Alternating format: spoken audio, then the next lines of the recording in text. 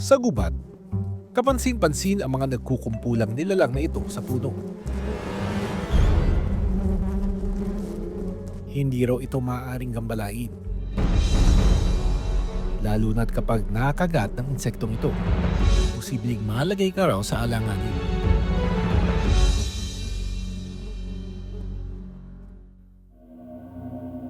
Nitong taon lang naman, may isang babae sa Malungon ang namatay dahil sa sting ng bees. Sariwa pa sa alaala ng residenteng si Joanna Bayong kung paano binawian ng buhay ang kanyang 19 na taong gulang na anak na si Kisel. Pagka alas 3 sa kadlawon, nimukaw siya sa kuha, kay gipaak daw siya putyukan. Pagka kun ato, pagka taod-taod, gidala na mo siya og ospital. Dito ra, wala na siya kabot sa ospital, patay na siya. May allergy umano sa kagat ng bubuyog ang kanyang anak. Gipaak naman to siya katulong ka beses. Pero matabang, madali man na mo sa ospital. Diri sa Binisaya, mapatambala na mo, maulian naman siya, usay, magliso daw siya ginhawa. Ano lang yung isa ipadala daw sa ospital. Naamang ginamauhag dire. Kanang murag mga, kuan lang sila ba, kanang mga saag lang siguro nga buyog. Paliwanag ng biologist na si Dr. Cleofa Cervancia, posibleng nagkaroon ng matinding allergic reaction mula sa kagat ng bubuyog si Crisel. Kapag yung mga bubuyog ay nakatusok, hindi naman sila nangangagat eh. So they sting. Merong venom o di kaya lason, yung stinger na yon at yung lason na yon ang dahilan kung bakit pwedeng mamatay ang isang tao. Lalo pa may mga tao na sobrang allergic dito sa mga venom. Pagka natusok ka ng mga bubuyog, actually, depende kung saan bahagi ng katawan. Ngayon kung muscle, doon sa laman, hindi masyado ang kanyang epekto. Ngayon, kung matsyempuhan ka sa ugat. Labis na hinagpis ni Joan sa pagkamatay ng kanyang anak. Gusto niya, ma'am, makapag-aral para makaluwas na sa kalisod.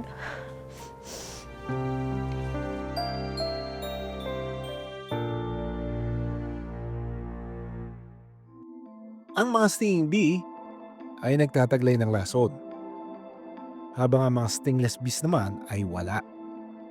Kapag natusok ng stinging bee, posibleng mamula at mamaga ang balat. Maaari rin makaranas ng hirap sa paghinga at mabilis na tibok ng puso.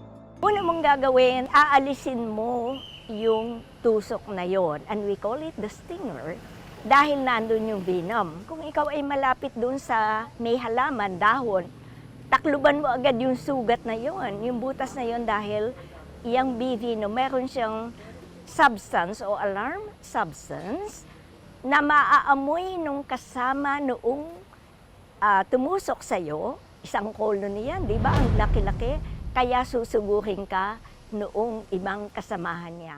Sa Alabel, Sarangani, makikita ang hile-hilerang mga bahay.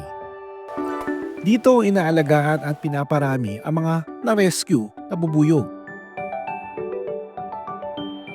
2022 raw nang naging on-call pagdating sa mga bubuyog ang beekeeper na si Charles Estopacio. Ang kanyang misyon, magparami at mag-rescue umano ng mga bubuyog. Paano na, nag-umpisa yung pagkakahilig mo sa mga bees? Since bata ako, mahilig daw talaga ako sa mga hayop. Kahit mga exotic animals. So, isa na ho yung bees na na-curious ako kung paano na-produce yung honey.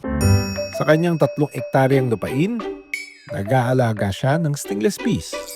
Bubuksan natin yung ibang mga hives, no? Para makita yung loob kung ano ho yung pinagkaiba. Magsusuot tayo nito. Sabi niya, bakit gano'n? Nagsusuot pa sila ng cover. Stingless nga yung bees, no?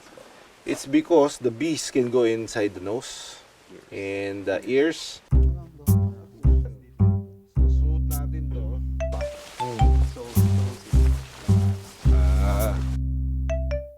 Yung munggo-munggo or yung clustered brooding na stingless bees, ito sila yan, mapapansin nyo yung mahiyain talaga. Mahiyain. No. So these are 2 different species, no? Yes po, two different. Iba tambay sa labas. Gusto nila nasa labas sila. And then they're protecting the hive already. Yan po yung propolis po, ginawa nila sa entrance. Parang kakaiba yung itsura na you would think kung wala kang kaalam-alam talaga sa pagbubuyog. You would think na parang siya, something dangerous. Yes. Wala yung sticker, no? Talagang Wala. polish yan. Sila lang, ayan, very sticky. So, ito po Yun. siya. Oh my God. So- Iba rin yung itsura. This is the brood po. Ito po yung itlog niya. Ilang saglit pa, nagpakita sa amin ang kanyang reyna. Ayan po Ayan, yung queen. Nagpakita ang queen. Ayun, yun yung Reyna. Reyna. Yung bee. So, yan ang bee queen ng stingless Akala ko bee na dito. dadalang siya sa isang lugar, nagagala rin pala. Oo. So, ito po, sample po, ayan po, is honey pots. So, this is what we called cerumen. So, ito na po yung honey. Nandito na yung honey. Yes. Subukan natin, titikman natin dito. So, yan ho, yung coating niya ho, yan yung mismong propolis. Oh, So, we called it cerumen po. medyo maasim na, no? Oo. Medyo maasim yung ano niya, yung lasa niya. Diba? Ito, sure ka? I-try nyo rin po. Sure ka 100% wild. Ito sure and Parang may pure. kalamansi. Di ba ho? Parang ganyan yung ano, yung Yes, parang bang nagtimpla ka ng matamis na Oo. matamis tapos lagyan mo ng kalamansi. Ang mga stingless bees ay walang kakayahan na manusok. Pero kaya umuno nitong mga gat gamit ang maliliit na panga o mandibles. It's either maswertihan ta makita ang queen or ikuan natin siya mano-mano. Si Charles, isa raw sa palaging tinatawagan kapag may naliligaw umunong bahay ng bubuyog sa mga kabahayan. Kaya nang mabalitaan na may mahigit na 2 dangkal na koloni ng bubuyog sa kubo ng residente na si Tatay Leonardo, agad kaming sumaklolo. Ang negosyo nyo ay manggahan. So kasi kapag manggahan, every now and then kailangan nyo mag-spray, di ba? Mga kulisap para mawala yung peste, di ba? In the process, namamatay yung mga bubuyog. So buti bumabalik sila. Kung wala nang mangkuan, spray ng mangga, bumabalik. Bumabalik talaga sila. Taon na ba hindi nag-spray? Mga 1 year na ho. Matagal na ho yan si dito, sir eh. Minsan mawala kasi nag-spray kami. Isa yan sa mga kalaban ng mga bubuyog, not just here in your place, but in the rest of the world. Yung pag-spray ng insecticide, napaka-importante ng bubuyog. Lalo na sa inyo dito, flowering trees. Ito ang kauna-unahang beses na makakapag-rescue ako ng mga bubuyog. Ayun, tapos ayun oh. What's the best thing to do?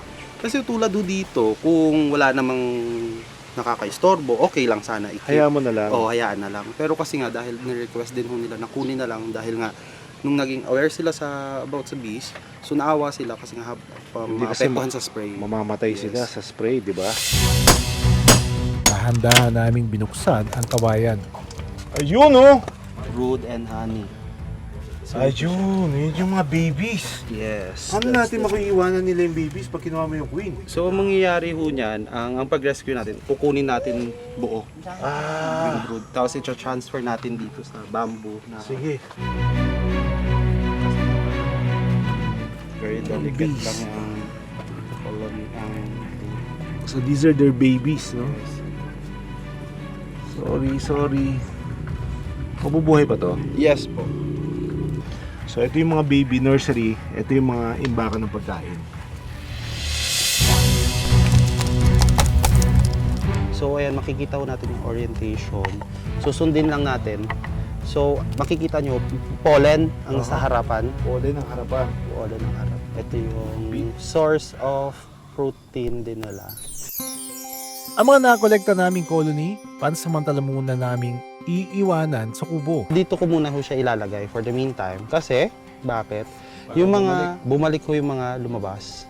So ito yung entrance nila kanina nilagay dito, parang tinakpan nata. So ayan ho siya. So ilalagay lang natin. Dahil nga nako-confuse pa sila kung saan. Kasi dito, established sila. So dahil bago ito, mangyayari, hayaan muna natin sila na makapag-settle dyan. So bigyan ko muna ng mga at least a day or two. Then after that, hintayin na naman maggabi, then dadalhin na.